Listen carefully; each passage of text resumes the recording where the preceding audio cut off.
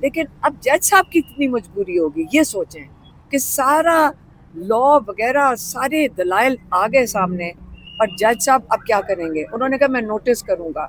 Notice کا مطلب ہے کل پرسوں تک جب تک سزا آ جائے تو اس کے بعد بلائیں گے وہ نوٹس پہ۔ مجھے نہیں سمجھ آئی تھی کہ کب نوٹس کا، یا تو آج بلائیں یا جج صاحب کل بلائیں، کل صبح کے لیے بلا لیں، ججمنٹ سے پہلے بلا لیں۔ تو یہ چیز اگر جج صاحب کر دیں تو میں کہوں گی ہمیں امید کی کرن ہوئے گی، انصاف کے امید کی کرن دوبارہ ہمارے لیے ایک امید بھی آئے گی۔ اور فیصلے کو پرسوں نہیں روکتے، یہ آج میرے سے ایگری کر کے کہ آرگیومنٹس میں دم ہے اور کیس جو ہے وہ آگے چلنا چاہیے، تو پھر آج کیس کیسے چلے گا اسلام آباد ہائی کورٹ میں؟ اگر وہ اللہ کر کے لگ ہی گیا ہے کیس 10 مہینے کے بعد، تو اس کا فائدہ کیا ہوا؟ اور دوسرا جو بہت اہم نقطہ ہے، جس وقت اسلام آباد ہائی کورٹ نے توشہ خانہ کیس میں عمران خان اور بشرا بی بی کو ایک ہی کیس میں باری باری بلا رہے ہیں، میں آپ کو یہ بتاؤں ان کا خیال نہیں تھا کہ عمران خان کے کیسز اتنی دیر چل رہے ہیں۔ جنہوں نے بھی یہ وہ کھچڑی پکا کے دی تھی کہ عمران خان کے یہ جلدی جلدی 2-3 کیسز ڈال دو، وہ کیسز ڈال کے پھنس گئے ہیں۔ وہ اس طرح پھنس گئے ہیں کہ انہوں نے سوچا تھا شروع میں 1-2 کیس جلدی سے ڈال دیں، ایک توشہ خانہ ڈال دیں، ایک القادر ڈال دیں، اور یہ بتائیں گے کہ آپ 10 سال نکل ہی نہیں سکو گے۔ اس کے بعد عمران خان گھبرائیں گے اور ڈیل کریں گے اور ملک چھوڑ کے چلے جائیں گے، اس قسم کی کوئی بات ہوئے گی۔ پرابلم ان کو ساتھ یہ ہوا ہے کہ جو سارا جسٹس سسٹم جو اس وقت کا بنا ہوا ہے، جس کے لیے 26ویں ترمیم آئی ہے، کہ جو کیسز عمران خان اور بشرا بی بی پہ بنائے تھے وہ جب چلنا شروع ہوئے ہیں تو سلمان صفدر صاحب نے جس طرح ہم سب کو سمجھ آئی ہے کیسز کی، جب وہ گھسیٹنا کورٹ میں مصیبت پڑ گئی ہے، ججز کو بھی پروسیکیوشن کو بھی، ہر کیس جا کر اتنی بری طرح وہ کہتے ہیں نا کہ ایکسپوز ہونا شروع ہو گیا، اس کی کمزوریاں ایکسپوز ہوئی ہیں، کہ اب آ کے یہاں جو آج دلائل دے رہے تھے سلمان صفدر صاحب، مجھے تو جج صاحب پہ ترس آ رہا تھا کہ وہ کتنی مشکل میں پھنس گئے کہ اتنا زبردست انہوں نے اب دے دیا۔ گنے سے بھی ہمیں بھی سمجھ آ گئی گنا کتنی دفعہ اندر ڈالا ہے، اور ہمیں امید ہم یہ کریں گے کہ جی جج صاحب کو انصاف دینے کے لیے پرعزم ہو گئے ہیں۔ تو اس کے علاوہ آپ کیا کہہ سکتے ہیں؟ آپ کے سامنے آپ سارے یہاں کھڑے ہوتے ہیں، لیکن کیسز ماشاءاللہ بڑے اچھے طریقے سے فائلیں ساری مکمل ہیں۔ جس طرح یہ کیسز ختم ہو رہے ہیں، یہاں نہیں انصاف ملے گا، جب پبلک میں آئے گا سب کو پتا ہوگا یہ کیا کیسز تھے۔ انصاف مل چکا ہے انہیں، اگر جج صاحب نہ سنائیں تو وہ اور بات ہے۔ یہ بتائیے گا کہ صنم جاوید کو کل گرفتار کیا گیا ہے پشاور سے، پہلے ان کی بہن کو یہاں اسلام آباد سے گرفتار کیا، اور آج ان کی جو دوسری بہن ہے صنم جاوید کو یہاں سے گرفتار کیا گیا۔ کیا کہیں گے اس پہ؟ پشاور پہ بھی اب جو پاکستان تحریک انصاف کے لوگ ہیں وہ جب جو یہ حالات ہیں اس میں یہی ہوگا، کہیں سے بھی اٹھا لیں گے۔ آپ کو پتہ ہے کسی کو کہیں سے اٹھا لیتے ہیں، کوئی اس وقت محفوظ تو نہیں ہے نا، پاکستان میں اس وقت کوئی محفوظ نہیں ہے۔ جب یہ حالات ہیں آپ کے سامنے ہیں، کسی کو کسی وقت اٹھا لیں۔ وہ جیل کے باہر وہ سالگرہ منانے گئے تھے عمران خان کی، تو ان کو کوئی 6-7 لوگوں کو جب اٹھایا، وہ کس چیز کے لیے اٹھایا ہے؟ کسی اور پچھلی ایف آئی آر میں ڈالے، برتھ ڈے کیک کاٹنے کے لیے تو نہیں اٹھایا نا۔ تو کسی ایف آئی آر میں ڈال دیں گے، کہیں پہ آپ کو اٹھا لیں گے۔ پہلے آپ سمجھیں کہ 26ویں ترمیم سے پہلے بھی کر رہے تھے، لیکن اب تو بہت زیادہ ہو گیا۔ اب آپ بتائیں کہ اب کیا کرنا ہے؟ یہی ہونا ہے، یہ کہا جا رہا ہے یہی خان صاحب کی حکومت ہے، کے پی میں پہلے چیزیں جو ہے وہ خان صاحب کی وہ کہ عمران خان صاحب کا جو توشہ خانہ بلگیری سیٹ کا کیس اڈیالہ جیل میں چل رہا ہے، عمران خان صاحب اور ان کی اہلیہ، یہ دونوں اس میں ایک مرتبہ پھر ان کو ملزم لیا گیا ہے۔ ایک مرتبہ پھر میں نے کیوں کہا ہے اس کی بھی وضاحت کر دیتا ہوں۔ وہ کیس آج سے ٹھیک 2 یا 3 دنوں کے اندر کنکلوڈ ہونے جا رہا ہے اور اس میں فیصلہ آنے جا رہا ہے، مگر افسوس کی بات یہ ہے کہ اس کو رکوانے کے لیے وہ جو اللیگیلٹی کمٹ ہو رہی ہے، وہ جو ایک انفیئرنیس ہو رہی ہے اس پوری ٹرائل اور پوری پروسیڈنگز میں، ان کو ہم نے ایک بہت کمپریہنسو پٹیشنز میں ہم اسلام آباد ہائی کورٹ لائے، اور لائے بھی جنوری میں۔ جنوری میں جب ایک بھی گواہ ریکارڈ نہیں ہوا، ہم تب سے آئے میں، اور ہم تب سے بار بار مختلف سی ایمز، مختلف درخواستیں، मुख्तलिफ रिक्वेस्ट, मुख्तलिफ टाइम, कभी छुट्टियां आ जाती हैं, कभी जजेस अवेलेबल नहीं है। आज फाइनली वो केस सुना गया, और सुनने के बाद उसमें हमारे आज दो मेन दलाइल थे। मैं आपके लिए ब्रीफ रखूंगा बात।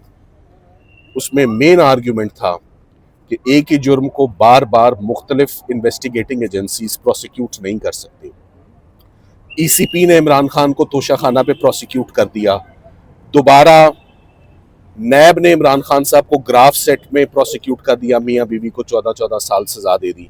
और सबसे अहम बात ये, जिस दिन ग्राफ सेट की इन्वेस्टिगेशन हुई या जिस दिन ग्राफ सेट का चार्ज फ्रेम हुआ, नैब के आगे बुल्गारी सेट और इसकी पुरानी पूरी तफ्तीश, वही गवाह, वही इल्ज़ाम, वही देने वाले तोहफा, वही लेने वाले तोहफा, उन्हीं दिनों में वो तोहफा मिलता है, मगर नैब जानबूझ के बुल्गारी सेट को प्रोसिक्यूट नहीं करती और छोड़ देती है। कानून में इसकी इजाज़त नहीं है कि आप एक केस की हद तक आगे बढ़ें और बाकी चीज़ को आप छोड़ दें। तो अगर आप एक केस में ग्राफ में आगे बढ़ गए तो वो फाइनलिटी ले गया वो केस, बात यहाँ नहीं ख़त्म होती। उसके बाद थाना कोसार में एक FIR 442 रजिस्टर हो जाती है इमरान खान साहब और उनकी अहलिया पे। सो पहला केस ECP करता है, दूसरा केस नैब करती है, तीसरा केस थाना करता है। और आज जज अफजल मजूका साहब के पास खान साहब और उनकी अहलिया की जमानतें लगी हुई हैं तोशाखाना केस में। तो आप अगर आप पूछे ना तोशाखाना केस, तो मैं पूछूंगा कौन से वाला।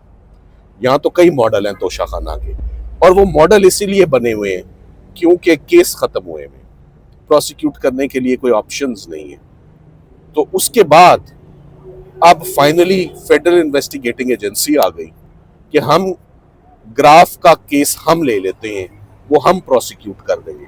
तो ऐसे नहीं होता, इसमें आईनी प्रोटेक्शन हासिल है, आर्टिकल 13 है कि किसी भी शख्स को कानून कहता है 2 मरतबा डिस्टर्ब ना करो एक ही जुर्म के लिए। तो मैंने जज साहब को कहा कि ये दूसरी मरतबा नहीं है, ये चौथी मरतबा है। चौथी मरतबा में तो आप इस केस को रोकें। जज साहब ने केस नहीं रोका। जज साहब ने कहा आपके दलाइल में दम है, मैं नोटिस करता हूं, मैं सबको बुलाता हूं। मैं कहा जी सबको बुलाने का फायदा ही नहीं जब ना आप तारीख दे रहे हैं, ना आप फैसला रोक रहे हैं।